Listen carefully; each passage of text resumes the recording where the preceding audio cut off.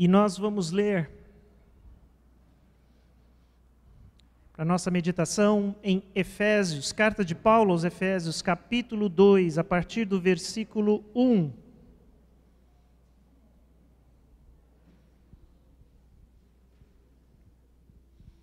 Efésios, capítulo 2, a partir do versículo 1.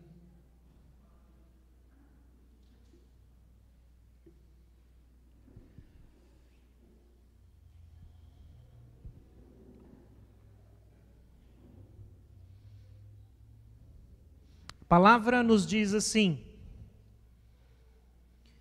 vocês estavam mortos em suas transgressões e pecados, nos quais costumavam viver quando seguiam a presente ordem deste mundo e o príncipe do poder do ar, o espírito que agora está atuando nos que vivem na desobediência. Anteriormente, todos nós também vivíamos entre eles, satisfazendo as vontades da nossa carne, seguindo os desejos e pensamentos. Como os outros, éramos por natureza merecedores da ira. Todavia Deus, que é rico em misericórdia pelo grande amor com que nos amou, deu-nos vida com Cristo, quando ainda estávamos mortos em transgressões. Pela graça vocês são salvos. Deus nos ressuscitou com Cristo e com Ele nos fez assentar nos lugares celestiais em Cristo Jesus, para mostrar nas eras que hão de vir a incomparável riqueza de sua graça, demonstrada em sua bondade para conosco em Cristo Jesus. Pois vocês são salvos pela graça, por meio da fé. Isto não vem de vocês, é dom de Deus, não de obras, para que ninguém se glorie. Porque somos criação de Deus, realizada em Cristo Jesus, para fazermos boas obras, a quais Deus preparou antes, para nós as praticarmos. Até versículo 10. Vamos orar mais uma vez. Senhor,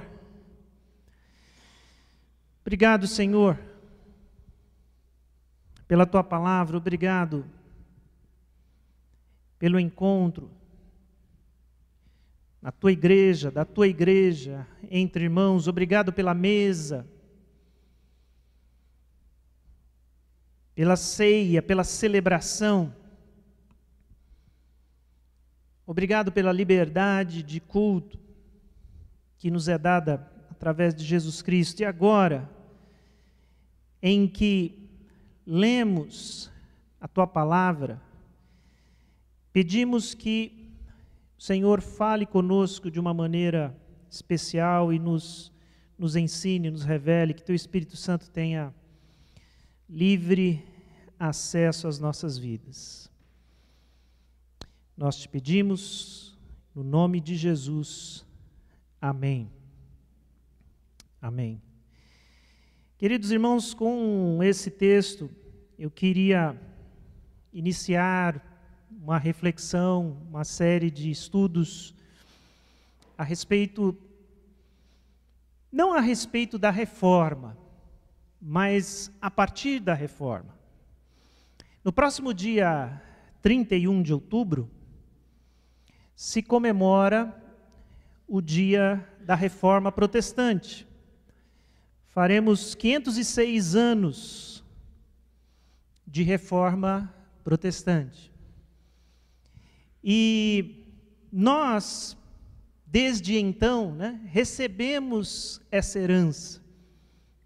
O que hoje se chama Igreja Evangélica, existe graças a esse movimento chamado Reforma Protestante, onde a igreja passa por uma transformação, uma renovação à luz da palavra, voltando a princípios da palavra e do Evangelho, e a partir daí nós temos o que hoje nós chamamos de igreja evangélica.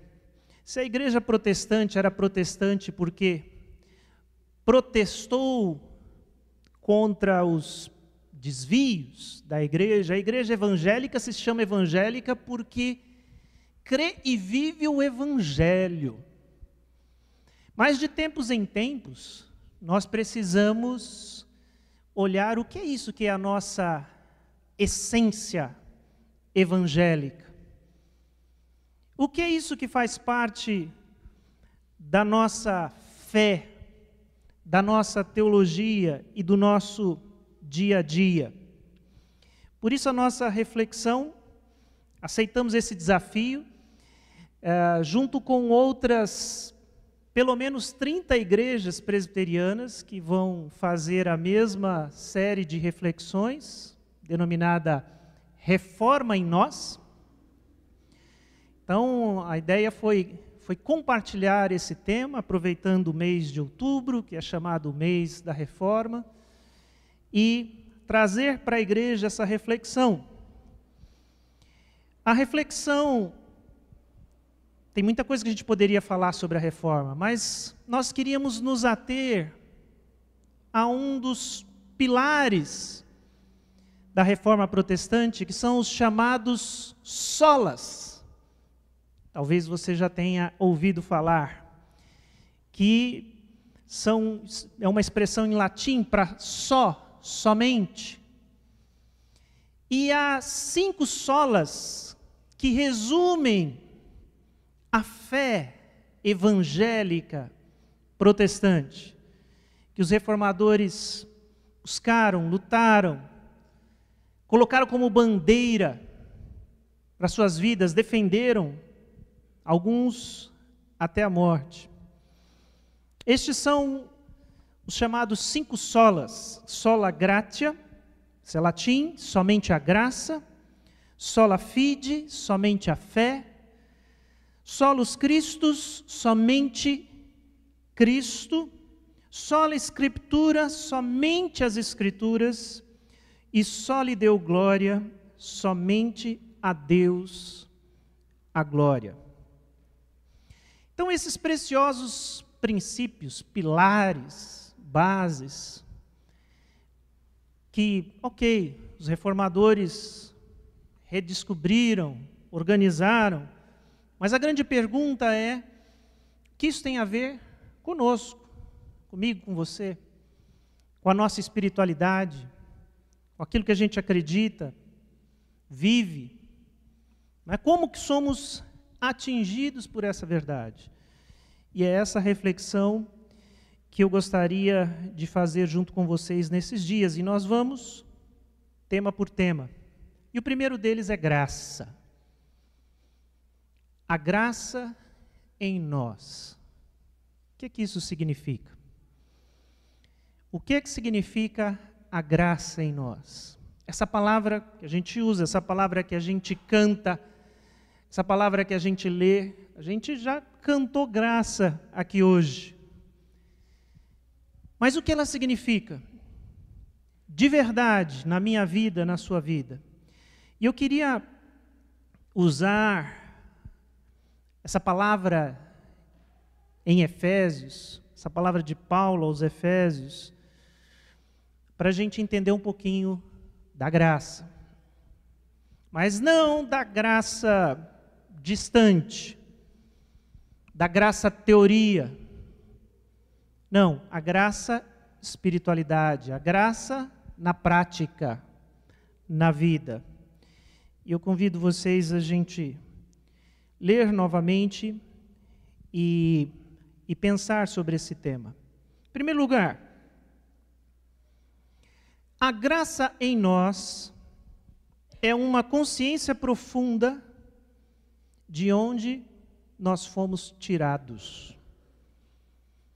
A graça em nós é uma consciência profunda de onde nós fomos tirados.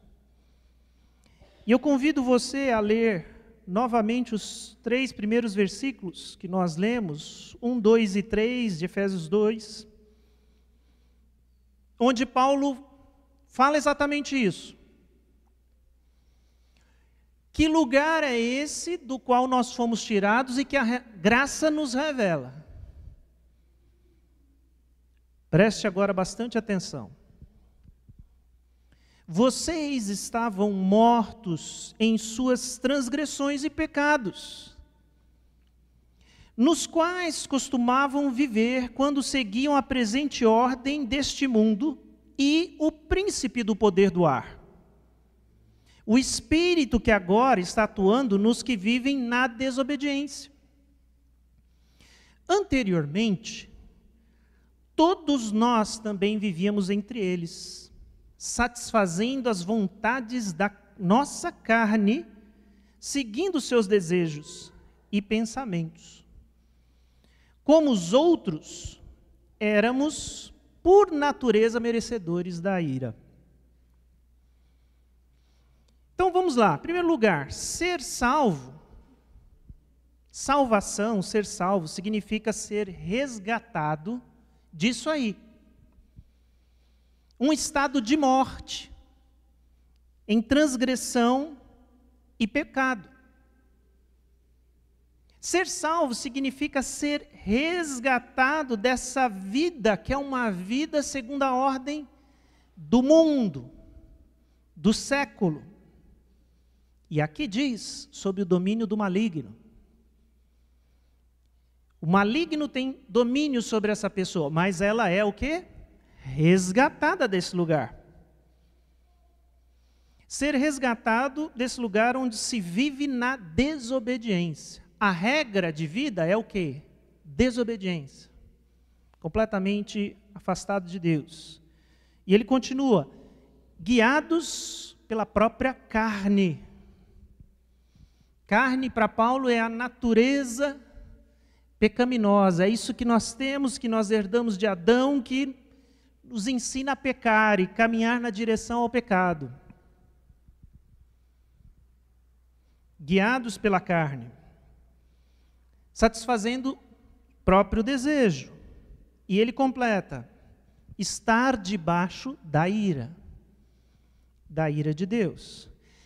Essa é uma descrição do que é estar perdido, ok? Eu acho que é bem clara essa descrição, nada agradável. Certo? Estar perdido é isso aí.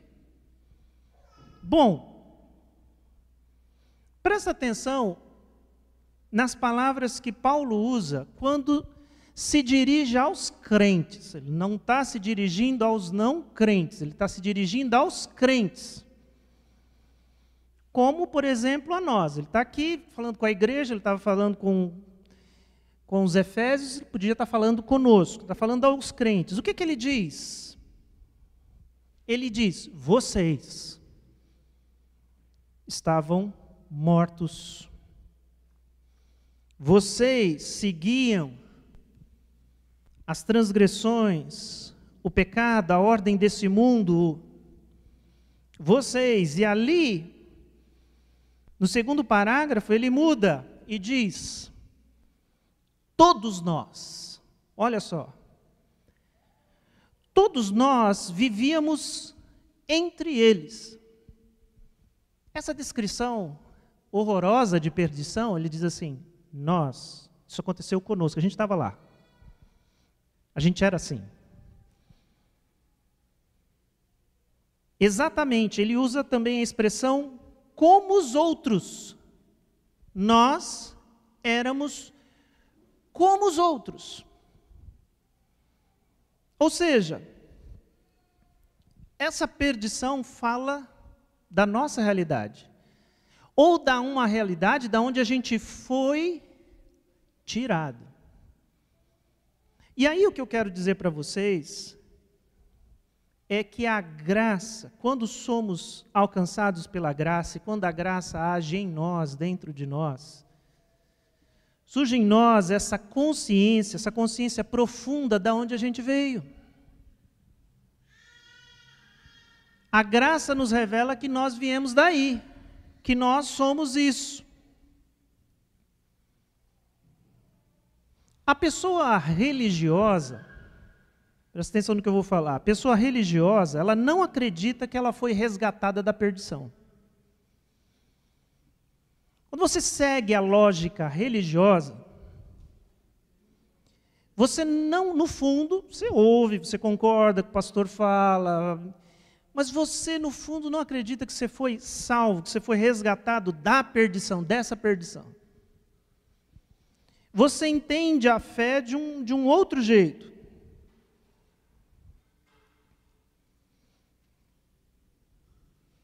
Ela crê que a salvação é uma recompensa que ela recebe exatamente por não estar perdida, por não estar perdida no mundão, nesse estado. O religioso entende salvação como recompensa. Eu estou aqui, fazendo a minha parte, e Deus vai me salvar por isso, porque eu estou me esforçando, eu sou uma pessoa boa. Comparado ao mundão lá fora, eu sou uma pessoa muito boa. A pessoa religiosa, ela não acredita que precisa ser salva. Ela precisa de alguma coisa. O quê? Eu preciso de uma forcinha, um empurrão, um incentivo, um encorajamento, uma exortação para continuar no caminho certo. É só disso que eu preciso. Para me manter no bom caminho. Esse é o religioso. Mas quem foi inundado de graça entende que não é assim. Que você não é uma pessoa boa, que só precisa uma forcinha. Não. E você precisa ser resgatado, salvo, tirado. E o lugar onde você estava não é nada bonito. E mais, Paulo é muito claro nas palavras, ele diz, nós estávamos no mesmo lugar que os outros. Irmãos, pensa aqui comigo. Seja bastante sincero. A gente não acha que a gente veio do mesmo lugar dos outros. A gente tem uma tendência de achar que o mundo, os outros, estão na perdição. É um outro tipo de gente, um outro tipo de... Não é o nosso caso. É claro, a gente é salvo por Jesus, mas Jesus gasta o sangue dele mesmo com essas pessoas aí que... Mas Paulo está falando, isso não é verdade, nós somos iguais. Eu quero dar 2 exemplos aqui na palavra, para a gente...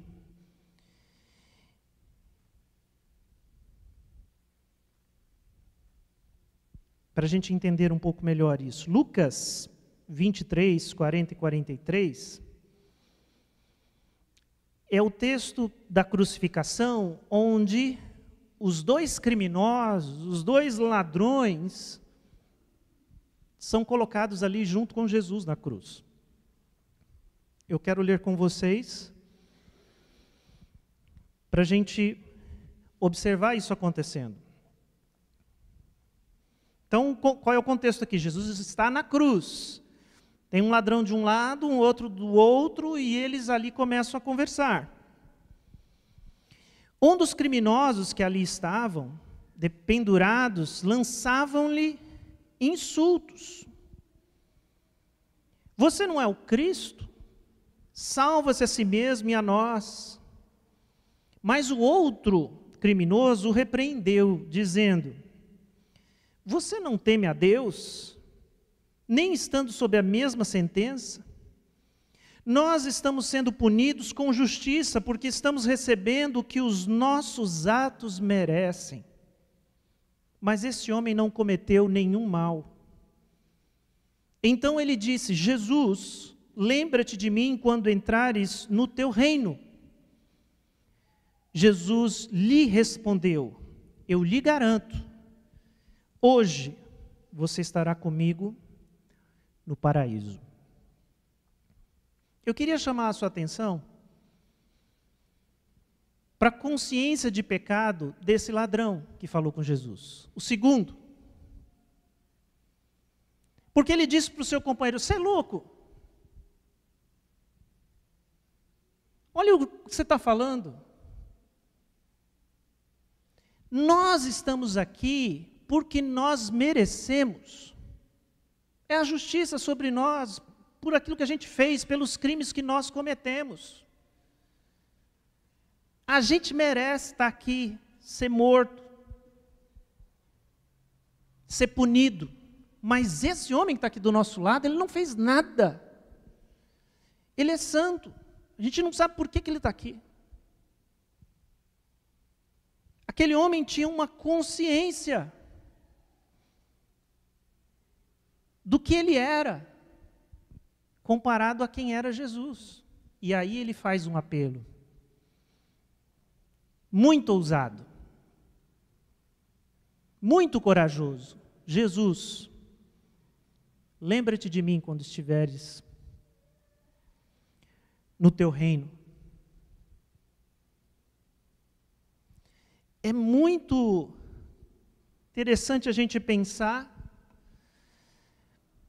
por que aquele homem teve coragem de fazer esse pedido. Porque ele sabia que ele não merecia absolutamente nada. Então o que ele estava fazendo? Ele estava fazendo um apelo à graça. De alguma forma, aquele criminoso entendeu o Evangelho. Entendeu que ele era pecador, que ele estava na rebelião, que tudo que ele fez na vida foi contra a vontade de Deus. Como é que ele tem coragem de pedir para ir para o reino? Mas de alguma forma o Espírito falou com ele e ele apela à graça. Porque a graça é entender que nós somos aceitos. Mas a partir da consciência de onde estamos. O outro ladrão não entendia nem a graça, nem quem ele era. E insultava Jesus. O senhor não é poderoso? Desce, se salva, salva a gente. Não entendeu nada. Mas aquele homem apelou à graça e a graça respondeu: tenha certeza, eu te garanto, hoje estarás comigo no paraíso.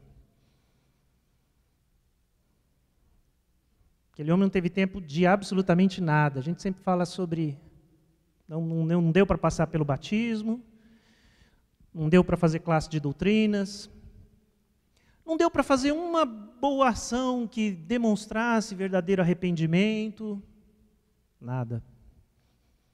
Ele só teve tempo de demonstrar arrependimento e assumir quem ele era diante do único que podia salvá-lo, Jesus. E foi o que ele fez. Jesus, pecador sou eu.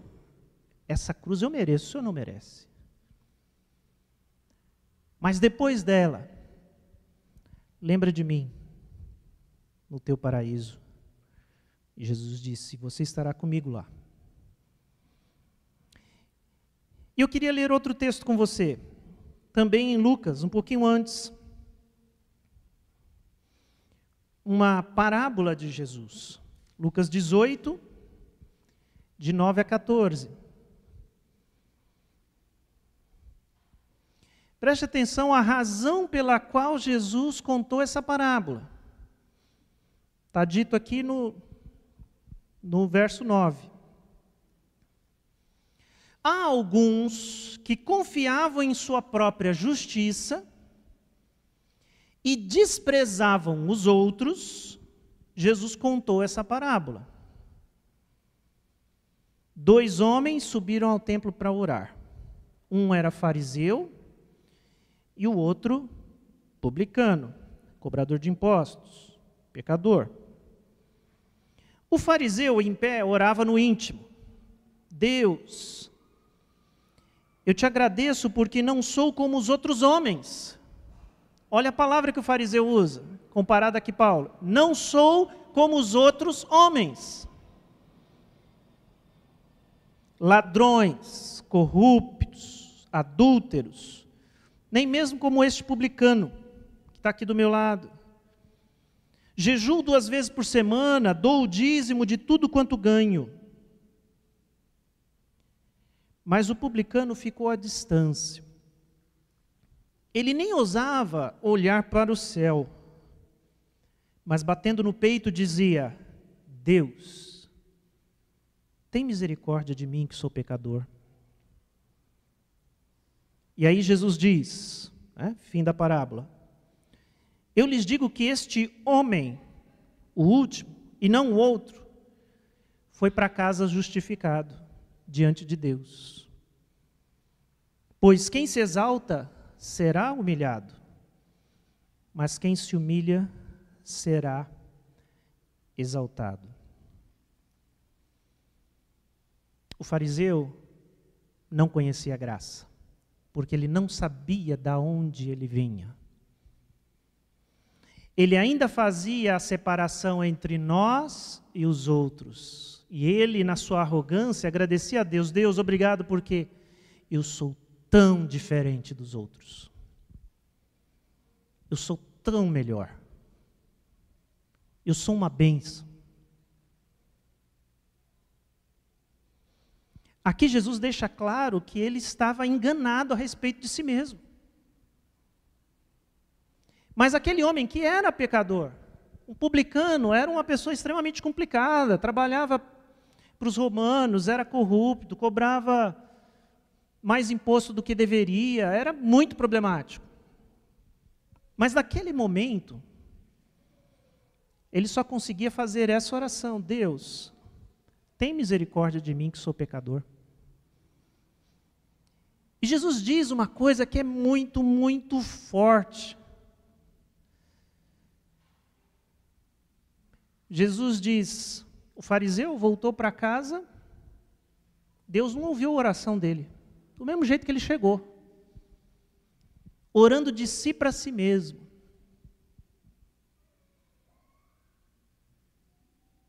Você sabia que é possível a gente orar para nós mesmos? A gente está achando que está falando com Deus, mas está só se exaltando, refletindo a respeito ou das próprias virtudes, ou de como somos vítima. Mas aquele outro homem, Jesus diz, ele voltou justificado, perdoado, porque ele se arrependeu e ele sabia de onde ele vinha. Não tinha os outros, mas como Paulo diz, éramos como os outros. A palavra de Deus é um espelho. E esse texto, os primeiros 3 versículos de Efésios, precisa ser para nós um espelho. Olha, você é isso. Você saiu daqui. Talvez você não seja isso hoje, graças a Deus, mas você saiu daqui. Completamente perdido. A única coisa que você seguia era a sua própria vontade. Sabe quem guiava a sua vontade? O maligno. Mas isso muda quando a gente é salvo, porque a gente é resgatado. Então a primeira grande verdade é que a graça em nós é uma consciência profunda de onde nós fomos tirados. Em segundo lugar, a graça em nós é a experiência viva da misericórdia e do amor de Deus através de Cristo Jesus. A graça em nós é a experiência viva da misericórdia e do amor de Deus em Cristo Jesus. Versículos 4 e 5 de Efésios 2, voltando lá para Efésios. Todavia, Deus, que é rico em misericórdia, pelo grande amor com que nos amou, deu-nos vida juntamente com Cristo, quando ainda estávamos mortos em transgressões, pela graça vocês são salvos.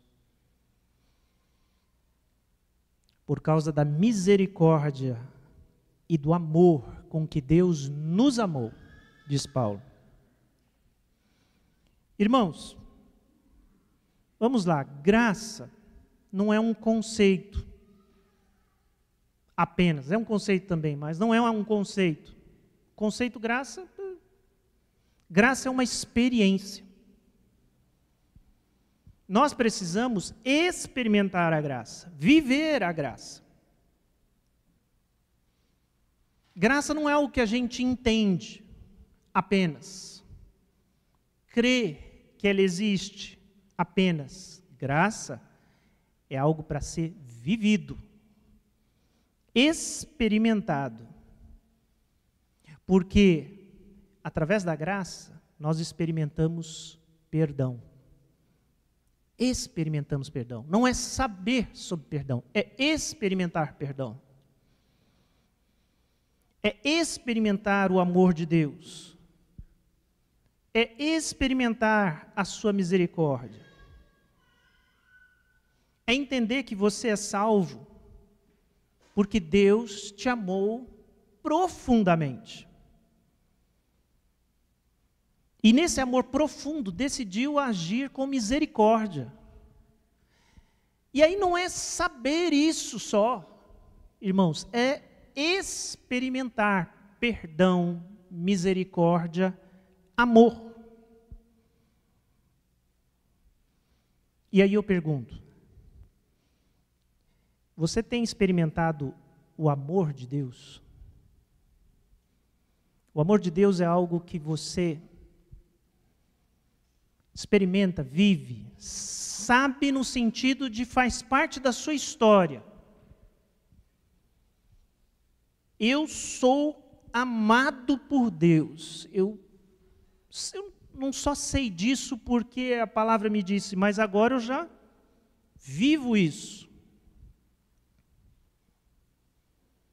Esse amor misericordioso de Deus, porque às vezes a gente fala de amor de Deus como um pai bonzinho que dá coisas para o filho. Dá um brinquedinho, dá isso, dá o... E a gente está sempre ali. Agora, quando a gente experimenta amor misericordioso, ou seja, aquele amor de perdão, aquele amor de quem, olha, o que você fez é muito, muito ruim. Mas eu te amo tanto, e eu vou te perdoar. Esse amor é diferente. Esse amor ele é muito especial. O amor da misericórdia. Quando a gente, na nossa relação com Deus, a única coisa que a gente sente é culpa ou cobrança, o que isso significa? Significa que nós não experimentamos a graça de Deus. Talvez você tenha uma vida religiosa, espiritual, que você considera ok, sabe que não é perfeita, é ok, mas essa vida ela é cheia de culpa, porque você nunca consegue ser aquilo que você precisava ser. E você sente que tudo que a Bíblia fala é uma cobrança. Cuidado, porque isso pode significar que você ainda não foi inundado pela graça de Deus, que transmite para você o que é amor e misericórdia que perdoa. Pela graça vocês são salvos, Paulo repete. Ele amou, ele exerceu misericórdia, mas não foi quando a gente ficou mais bonzinho. Não, a gente estava morto lá, sem dar nenhum sinal para Deus, nenhuma chance assim, olha, estou querendo ser melhor, hein? Nada. Morto, rebelde. E Ele nos amou lá. E Ele vai nos resgatar lá. A graça em nós é a experiência viva da misericórdia e do amor de Deus através de Cristo Jesus. Quero te dar um exemplo, através da palavra, de uma pessoa que viveu isso, experimentou isso. Davi. E o Salmo 32, os primeiros versículos. Quero que você preste atenção. Da experiência. E você pense na seguinte forma: isso aqui não é uma mera poesia. Davi estava pensando ali, escrevendo um cântico, tocando ali sua harpa, pensando um louvor. Eu quero que você se lembre que esses versos refletem algo que Davi viveu, e por isso ele escreveu, ele registrou. Porque ele quer que outras pessoas recebam esse testemunho, essa experiência. Olha o que ele diz. Como é feliz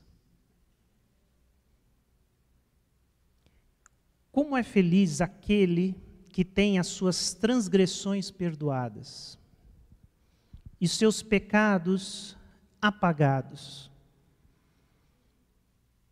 Como é feliz aquele a quem o Senhor não atribui culpa e em quem não há hipocrisia. Enquanto eu escondi os meus pecados, o meu corpo definhava de tanto gemer, pois de dia, de noite, a tua mão pesava sobre mim. Minha força foi se esgotando como em tempo de seca. Então eu reconheci diante de ti o meu pecado e não encobri as minhas culpas.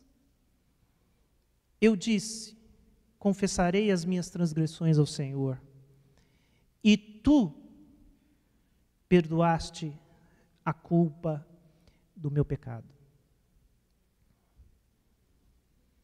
Davi aqui, ele está testemunhando de uma experiência profunda que ele teve de perdão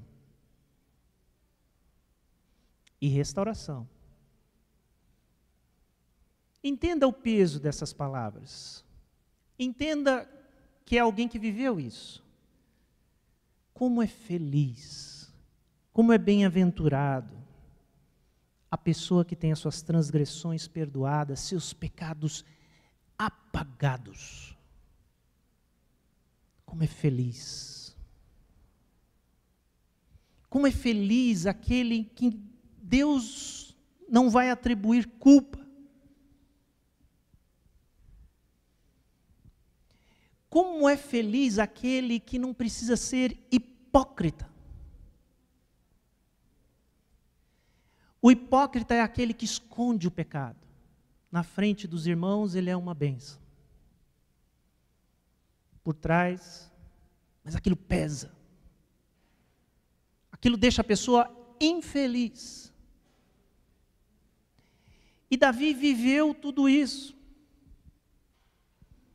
Ele pecou, ele adulterou. Ele tentou esconder o pecado dele. E ele só piorava. Cada vez que ele tentava esconder e fugir de Deus, ele só cometia um pecado ainda mais grave. E ele estava se afundando. E aqui ele diz que experiência terrível é tentar esconder o pecado. É sentir esse peso, essa ira, essa culpa, é carregar esse fardo. Ele está testemunhando, ele viveu isso. Até que ele diz: não mais. confessarei o meu pecado. Eu vou me expor, vou me jogar diante de Deus. Se é para morrer, se é para viver, que o Senhor me julgue. Mas eu vou confessar o meu pecado. Eu vou buscar a restauração. E aqui ele diz que o Senhor o perdoou, tirou a sua culpa. Pessoas que não experimentam o perdão e a graça, meus irmãos, são pessoas que carregam todos os fardos do mundo. Você vai carregando, e aquilo vai ficando pesado. E aí você tenta ser um religioso, você tenta... E aquilo só piora. Porque a religião coloca mais fardos em cima de você. E aí você, não, eu estou aqui no meio dos crentes, eu tenho que manter. E aí vem a hipocrisia. Mais culpa, mais fardo.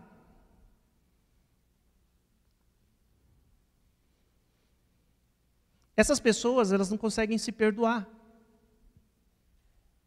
Porque quem não recebeu o perdão, não tem perdão dentro de si. Elas são as primeiras a se condenar. E carregar esse fardo, e se culpar. Mas tem mais. A vida vira um inferno, porque ela não sabe perdoar o outro. Ela vira uma pessoa que julga, que condena o mundo e todo mundo. E isso é peso, peso. Até que a gente se rende à graça. A graça desse Deus que é rico em misericórdia e que nos amou com seu grande amor e que nos dá vida juntamente com Cristo quando nós estávamos mortos nas nossas transgressões. A graça em nós é essa experiência viva. Meu irmão, minha irmã, a mesa é uma oportunidade para a gente relembrar, para a gente entender, para a gente viver a experiência de perdão. Somos perdoados por Deus em Cristo Jesus. Terceiro lugar, a graça em nós é sermos livres de qualquer mérito ou esforço próprio em nossa salvação. Versículos 8 e 9 de Efésios 2. Pois vocês são salvos pela graça, por meio da fé. Isso não vem de vocês, é dom de Deus, não de obras para que ninguém se glorie. É dom de Deus, é presente de Deus, não é aquilo que você faz. E é assim para que ninguém se glorie, para que ninguém diga eu mereço. Porque não merecemos. Então, Paulo diz, é graça. Por meio da fé você acessa essa graça, mas é graça. Então aqui a gente vê que a gente precisa ser liberto de dois fardos nessa vida. O primeiro fardo é o fardo do pecado. É confessar, é entregar, é assumir quem somos. Mas o segundo fardo é o fardo da tentativa religiosa de me salvar. De que com aquilo que eu faço, as minhas obras, o meu comportamento, eu vou colaborar com a minha salvação.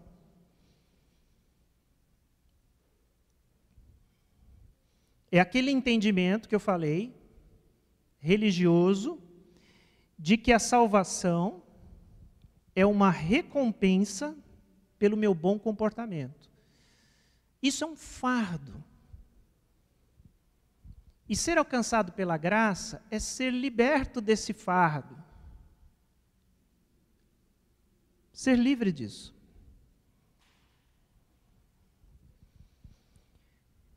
Pastor Tim Keller foi muito feliz ao nos explicar, porque às vezes eu falo aqui para vocês, a religião, a tentativa religiosa, e aí você, o que o pastor está falando? Religião não é coisa boa? Inclusive a nossa, não é a melhor de todas? Qual que é o problema da religião? E por isso que é importante explicar, quando eu falo que a religião pode te afastar da salvação, mesmo sendo cristã, uma das formas que eu melhor entendi isso é quando o pastor Tim Keller, ele mostra a diferença entre religião e evangelho. Na religião, eu obedeço a Deus, os mandamentos, por isso eu sou salvo. É mérito, é recompensa. Eu obedeço. No fim eu serei recompensado. Vou receber um salário, uma nota. Se for acima de 7, eu entro no céu. Isso é religião, é crer nessa lógica. Se eu me esforçar, se eu obedecer, pode ser que eu não consiga tudo, mas eu serei salvo. O Evangelho nos diz algo completamente diferente. Ele diz, eu sou salvo, e por isso eu obedeço. A obediência existe, mas ela é consequência da salvação e não causa. Ela não ajuda na minha salvação, a salvação é graça. Mas a partir da salvação, Deus me coloca num lugar onde a obediência é possível. E aí eu obedeço. É essa a diferença. É por isso que o Evangelho, e é isso que os reformadores descobriram. E é por isso que eles ficaram tão irados, porque Lutero, ele começou a ler as Escrituras e não tinha. Ele estava lá, na Alemanha. Tinha Bíblia em alemão? Não tinha. Não podia. Só em latim, a língua santa. Mas ele era culto, estudioso, aprendeu, entendeu e descobriu o que as Escrituras diziam, como Efésios, como Romanos, que a salvação é gratuita. Não era esforço, não eram obras. E no tempo de Lutero, a igreja cobrava dinheiro para salvar as pessoas.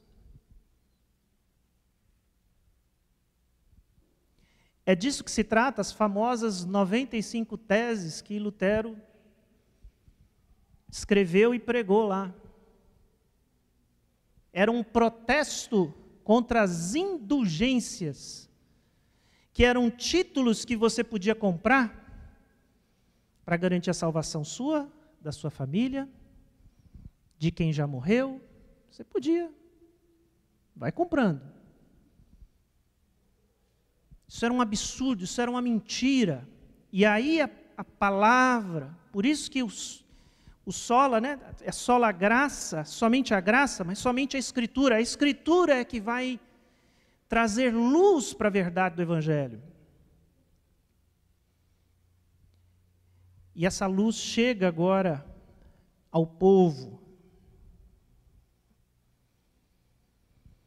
Onde que entra a obediência a santificação? Ela é consequência da salvação. Eu obedeço porque eu amo Jesus. Não é porque eu tenho medo do inferno, ou porque eu quero o céu, ou preciso de uma recompensa. Eu estou salvo. Eu amo Jesus. Eu só posso obedecê-lo.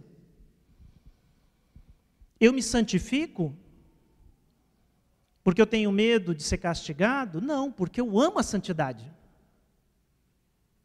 Eu agora sou nova criatura. Cristo me transformou, me deu uma nova possibilidade de vida. Eu amo essa vida nova que Jesus pode me dar.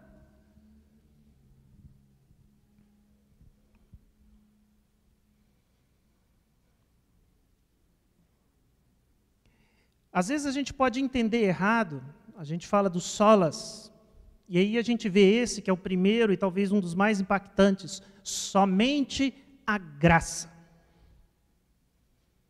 E existe a possibilidade de a gente entender errado isso. Somente a graça. Quando a gente ouve, fala isso e mantém isolada essa afirmação, somente a graça. Então, a graça salvou, beleza, então agora está valendo tudo, eu posso viver do jeito que eu quiser. Estou salvo? É graça? Não é mérito? Beleza? Mas a gente tem que entender algumas coisas. Primeiro que quando fala somente a graça, é somente a graça em relação às obras. É como se dissesse somente a graça, não obras. Obras não ajudam na sua salvação. Não há mérito, é graça. Por isso fala-se somente a graça. É graça, não tem mérito, não tem merecimento. Só que não é somente a graça no sentido, só existe graça. Não, os próprios solas da Reforma nos falam de graça e fé e Cristo e as Escrituras e a glória de Deus. Tudo isso está dentro de mim, está agindo no Evangelho e eu preciso seguir em frente. É graça, mas através da fé, por meio de Cristo, que eu entendo através das Escrituras, que nesse processo passo a ser santificado pelo Espírito, para a glória de Deus. Existe um processo aqui. E olha o que Paulo vai dizer, verso 10, o último versículo dessa sessão, logo após nos dizer, olha, você é salvo somente pela graça, por meio da fé, e não existe obra, não existe mérito. Mas olha o que ele diz.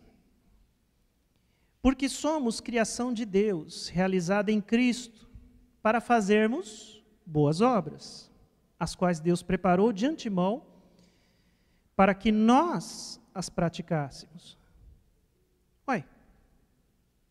Olha a obra aqui de novo. Quem disse que não era para fazer as boas obras? Sim, mas você não vai ser salvo por causa disso. Isso vai ser consequência agora da nova pessoa que você é em Cristo. Aqui ele diz, nós somos uma nova criação. É como se a gente, a palavra fala isso, nascesse de novo. E tem muita coisa para fazer. Olha que expressão maravilhosa que Paulo usa. Deus preparou antes muita coisa para a gente viver. Está preparado. Coisa boa para a gente viver. Então a gente tem que seguir para frente. Na vida de Cristo, na vida de santificação. Deus preparou boas obras para que vivêssemos nelas.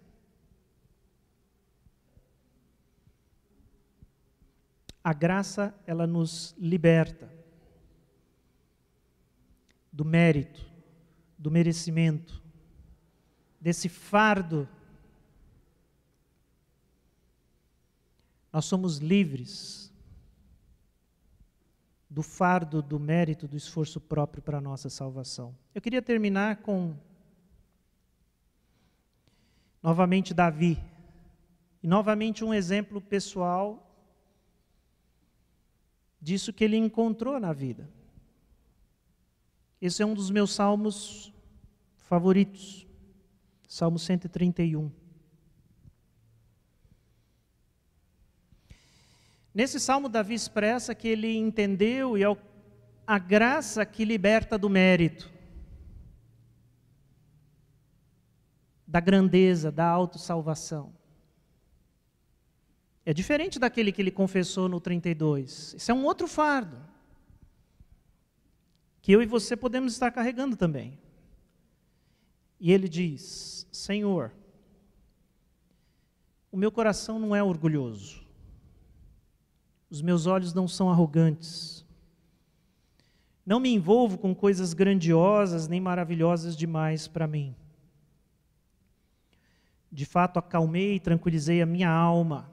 Sou como uma criança recém-amamentada por sua mãe. A minha alma é como essa criança. Põe a sua esperança no Senhor, ó Israel, de agora e para sempre. Primeiro, Davi relata a leveza, a alegria de não ter culpa diante de Deus, porque ele sabia que ele foi perdoado completamente. E aqui, olha só, ele fala da alegria de ser livre da arrogância da vida, do mérito, do querer ser grande, do querer ser melhor que os outros, do querer ser o maior rei que já viveu em Israel. Às vezes, queridos, nós estamos carregando o fardo da arrogância, de ser bom, de ser o melhor, de provar para Deus que você merece, de viver coisas grandiosas, de fazer coisas grandes, de fazer diferença. E aqui Davi confessa sua alegria de ter sido livre disso. Meu coração está calmo, ele não tem mais essa arrogância, esse orgulho. E a sua metáfora aqui é uma das melhores que tem, né? Ele diz: a minha alma é como uma criança recém-amamentada. Uma criança recém-amamentada é a própria fotografia da paz, né? O que mais que um bebê quer? Está no colo da mãe, já mamou. Aquela carinha assim. É isso. Estou feliz, estou leve. Davi falou assim: é isso. Eu encontrei paz no Senhor. Ele me libertou da arrogância. Eu entendi a graça. Eu fui abraçado pela graça. E aí ele diz: Israel, meu povo, põe a sua esperança no Senhor e você vai sentir a paz. Baixe sua cabeça, nós vamos orar.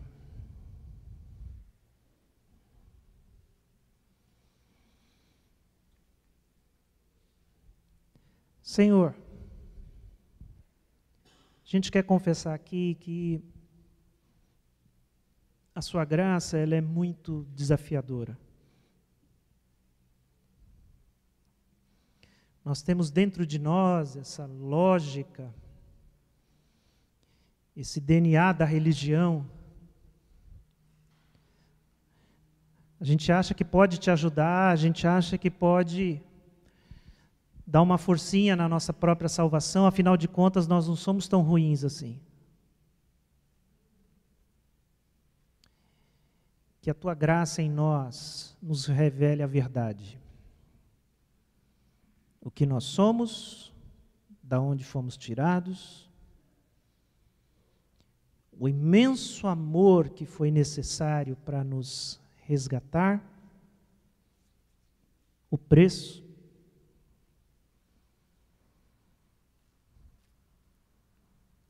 e que eu não tenho nenhum mérito nisso, nenhum merecimento. É só a tua graça.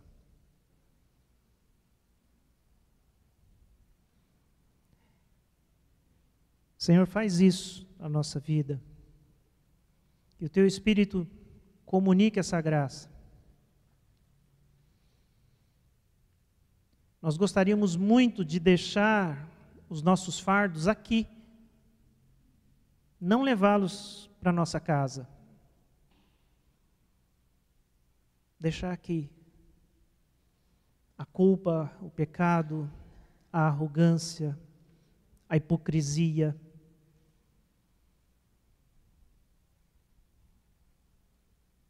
Derrama da tua graça, Senhor, sobre nós, nas nossas vidas. No nome de Jesus. Amém.